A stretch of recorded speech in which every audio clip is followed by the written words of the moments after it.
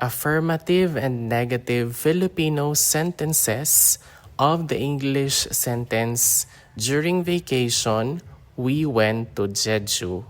During vacation, we went to Jeju.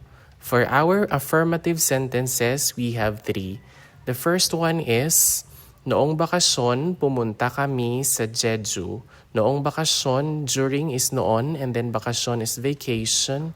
Pumunta is went, and then kami is like we or us, and then sa is to, and then Jeju is the island in South Korea. So noong bakasyon, pumunta kami sa Jeju. Pumunta kami sa Jeju noong bakasyon. You can also say, pumunta kami sa Jeju noong bakasyon. And the third way for you to say the sentence is, kami ay pumunta sa Jeju noong bakasyon. Kami ay pumunta sa Jeju noong bakasyon. For our negative sentences, you can say, noong bakasyon, hindi kami pumunta sa Jeju. Noong bakasyon, hindi kami pumunta sa Jeju.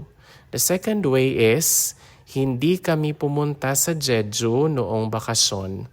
Hindi kami pumunta sa Jeju noong bakasyon. And the third one is, kami ay hindi pumunta sa Jeju noong bakasyon. Kami ay hindi pumunta sa Jeju noong bakasyon. And that is our Filipino affirmative and negative sentences for the English sentence, during vacation, we went to Jeju.